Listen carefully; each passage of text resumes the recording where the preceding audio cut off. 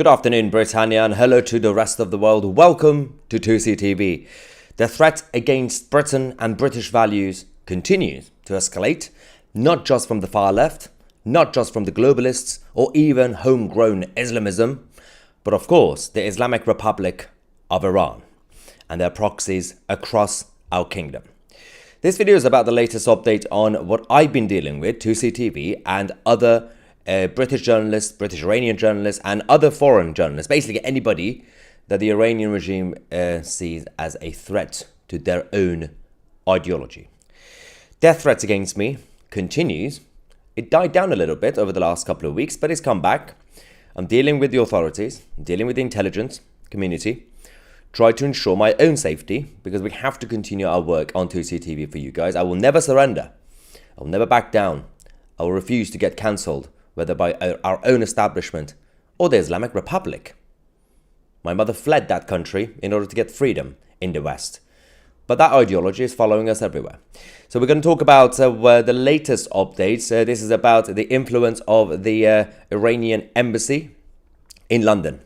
Now, the tentacles of this regime can be seen everywhere around the world, from Sydney to Toronto, and from, of course, the Middle East to Western Europe. But in London, we've been harboring these people. It's been a very weird situation. It's been a tradition, let's just say, for the British establishment to give a home to a bunch of nutters, from Karl Marx to the family members of bin Laden, and now the Iranian regime, whose children are currently hanging out in nightclubs in Chelsea and Mayfair, while their own parents and fathers are in Iran pretending to be very much religious and very much morally superior, while beating up people, or innocent people, in Iran.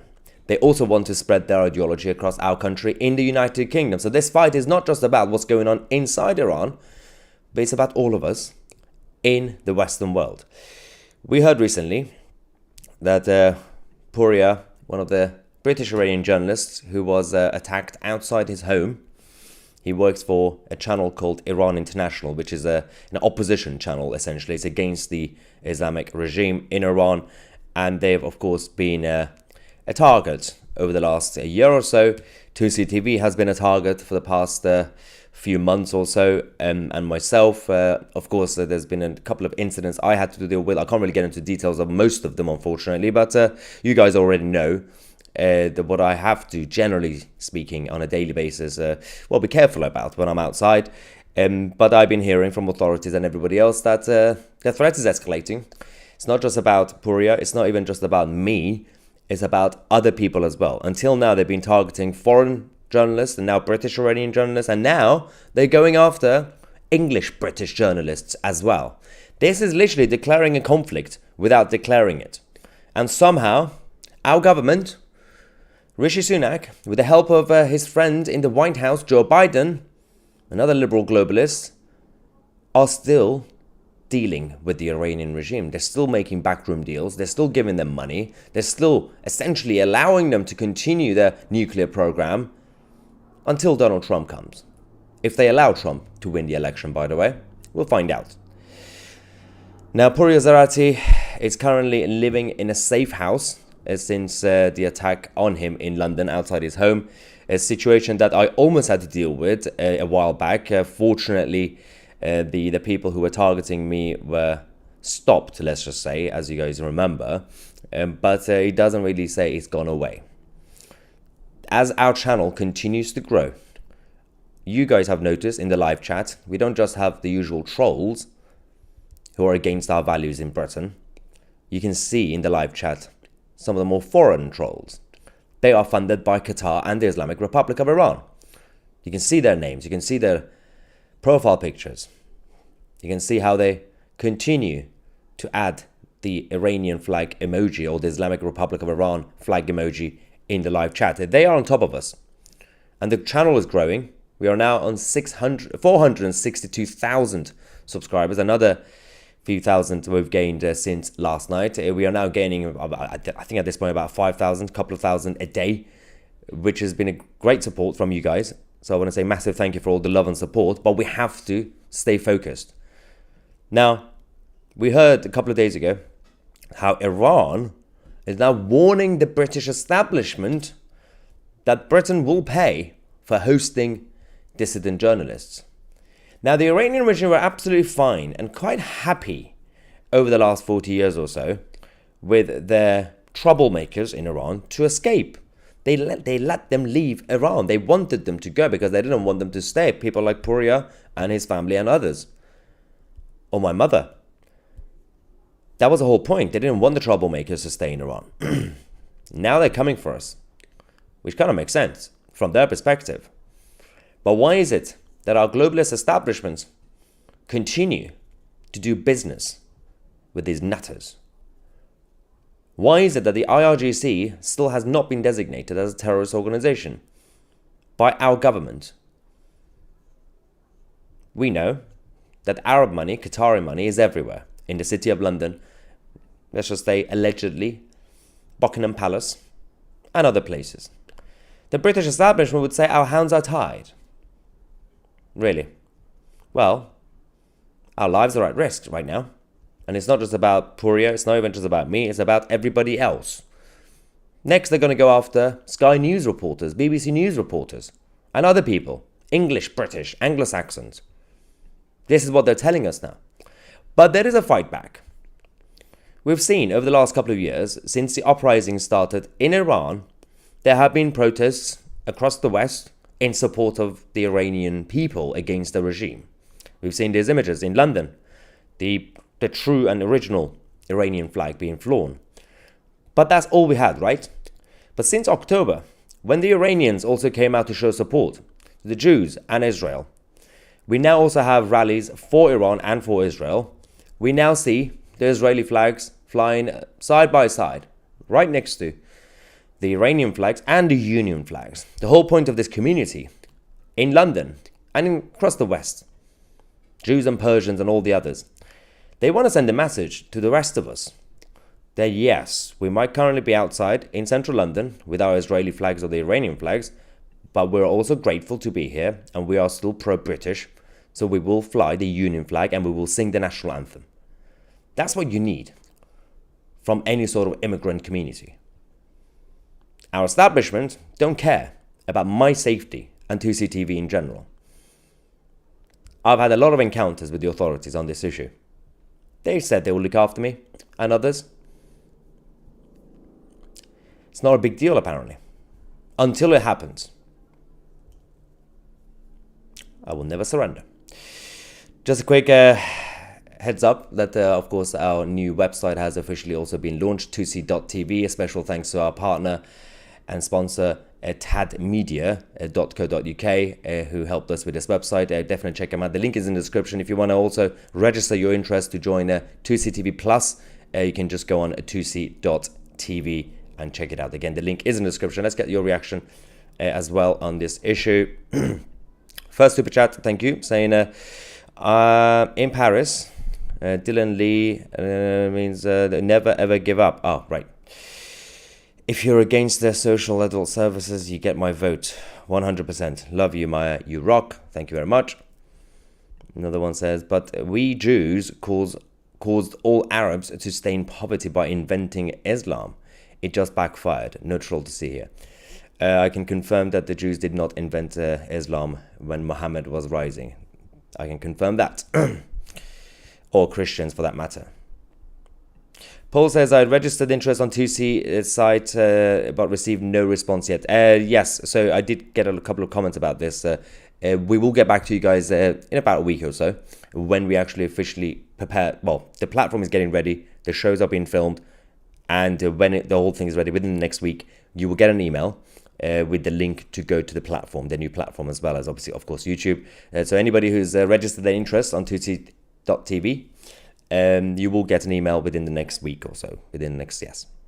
By the end of April, let's just say. Hopefully. Adi reminds us, do you want slow mode on the live chat? Yeah, sure. If it's crazy, let's put a slow mode. I can see a lot of people are already in the live chat. What's going on? Hang on. Slow mode, 30 seconds. I'm going to be generous. It's Sunday. It is, right? Yeah, it's Sunday. Don't even know what day it is anymore. Uncle Super Chat, thank you from Israel, says never ever back down. Take our word for it. Thank you very much, Uncle. Let's go back to the rest of the live chat. Mercury says free Iran from Islam. I second that statement. Robin Hood says, these are the generations of the heavens and the end of the earth when they were created in the day that the Lord God made the earth and the heavens.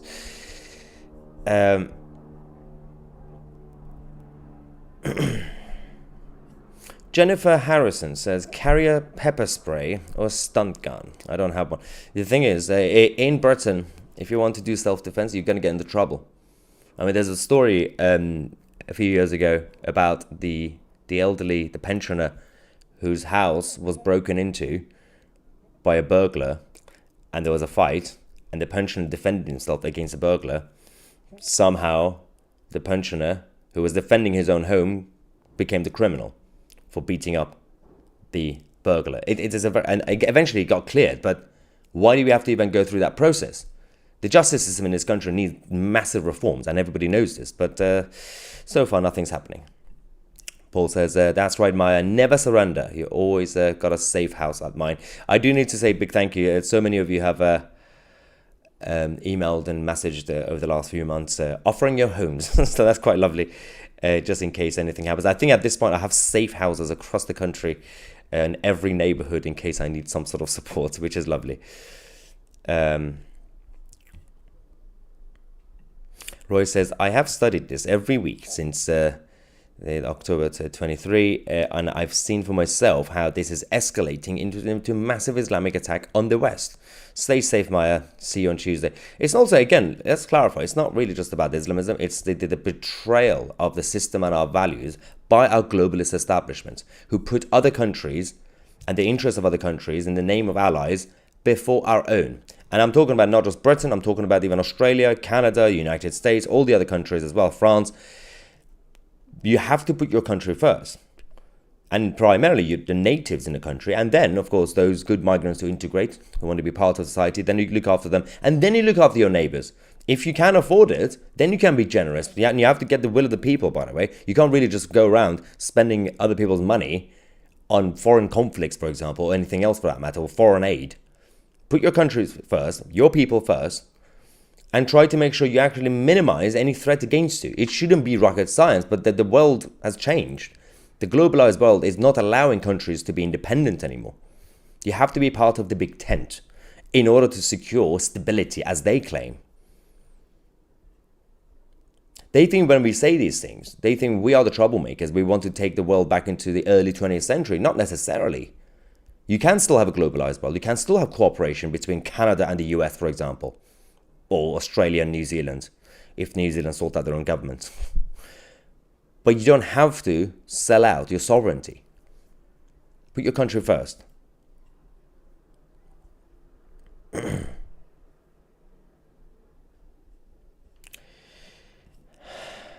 Abayomrunkur, okay, I can't say the name.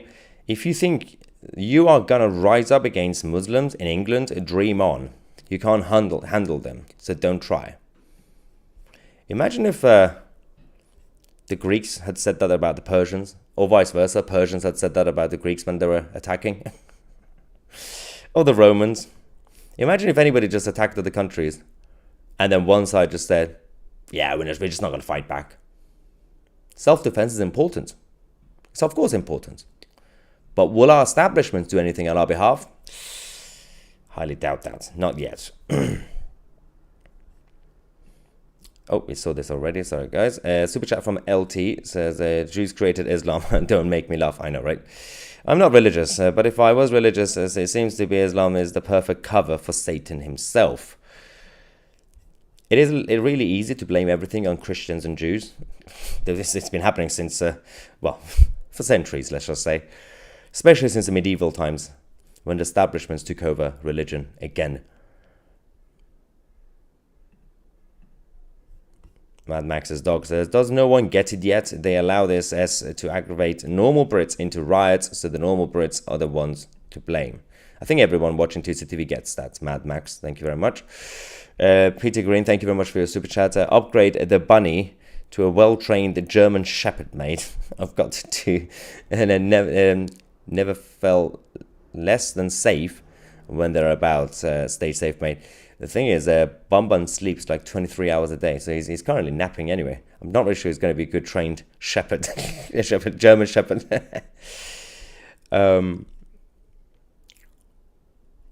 Phil says, you're preaching to the converted, keep it up. The interesting thing about 2CTV is, by default, you would assume channels that have some sort of objective, whether it's right-leaning ones or left-leaning ones. By default, they would be an echo chamber. But it's fascinating that over the last couple of years, how diverse we are on 2CTV. Even those who generally agree with each other watching this, there's still debates. But we have a lot of trolls, and we have a lot of people who hate me and hate our country and hate our values. They still watch this channel. That's the beauty. So it's above the echo chamber. It's gone beyond.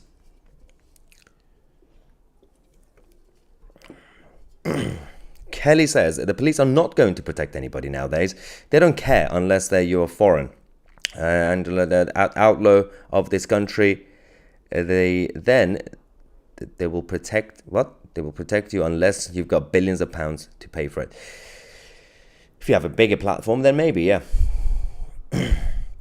Patrick says, hey bro, love your work. Sunday morning here in Oklahoma, US. Hello, Oklahoma. It is actually Sunday morning there. England for the English. Actually, this is one of my favorite trolls. Also, one of the more intelligent trolls that we have in the live chat usually. England for the English says, I love you really, Juicy. That's my new nickname, by the way, Maya Juicy instead of Tusi. Love it. Own it. I'm not even a Jew. They keep calling me a Jew for no reason. On behalf of the Catholic Church, I'm offended. Anyway. Tan says, I fought for this country, yet I'm a Muslim. Does that mean I'm not a patriot? Of course not. If you fought for this country, if you've integrated, and if you believe in the values and fought for the people, you're a patriot. There are a lot of people who might be culturally Muslim, for example. And they come out these days, recently, we see some of them to come out to speak out. That's good. That's exactly what we need. It shouldn't be about individual Muslims or individual Jews or individual Christians. It's about the ideology that's been led by the leadership of a certain cults and countries and, of course, all the other organizations. And there was this woman who, I believe it was in East London, and we showed you guys a couple of weeks back, did an interview, and she was a Muslim. And she said she was criticizing what's happening to the urban areas and Islam spreading. She was saying, well, I'm in Britain for a reason. We shouldn't change Britain and the face of Britain and the ideology and the values. She was criticizing her own people, essentially, in East London and other places, saying they want to turn Britain into an Islamic country. We don't want this. That was a brave woman, and she might get into trouble for saying that, but that's what we need. And we must back those people as well. Nancy says, Maya, the wave of Islam is increasing to eradicate the Christianity entries. Yeah, let's not forget the main target is also Christianity. This is a spiritual battle. The goal is to eventually eradicate the Jews, and Israel try to prevent Jesus from coming back. A lot of it goes to ideology. The rest of it goes towards pseudo-intellectual ideology, which is basically about what each of the texts of the Abrahamic books said. Most of it is simply about either politics of envy or hatred or self-hatred. That's been going on for centuries. Certain continents, regions, we're talking about the Middle East in this case. How many times do we have to say those who are blaming, for example, Britain or America for making a mess, and they did make a mess in the 20th century in the Middle East, they are somehow saying that, wow, everything was perfect. There was no threat from Islamism and Islam in general, or whatever. And somehow we created that, and we also funded that, fine. But what was happening 200 years ago? What was happening 300 years ago, 500 years ago, 600 years ago? What happened in Spain? Do you remember? Nothing to do with CIA or Mossad funding Al-Qaeda or Taliban or Hamas. The ideology always existed, Islamism. But Islamism also went against the ordinary Muslims in the Arab world. They also harmed them, as well as Christians and Jews. That's always been happening. It's not a new thing. And I'm against globalism. I'm against what Britain and America did, all the mistakes and all the mess in the Middle East. But it was already happening before that anyway. We just made it worse. We accelerated the threats, which doesn't help. But we have to own it. Own up to it. Thank you for your super chat, the Singapore auditor. It's going to be a rough few months going forward until we find out what's going to happen with the British establishment. We're going to have the elections soon, also in America. Everything's going to be discovered very soon. Whether we are going to be able to protect ourselves a little bit, or is this the end? I know it's a very doom and gloomy, I'm very pessimistic, but if we can't have the next government, both in Washington and in London, finally standing out, I don't care who it is. I know we don't trust Keir Starmer, for example, or the Labour Party, but they might still be in government. And they have an opportunity to stand up for our country. If they don't, then we're in a bigger mess than we think we are. And a super chat, but Jews invented Islam, rainy days and English cooking, Hamas, and bad hair day.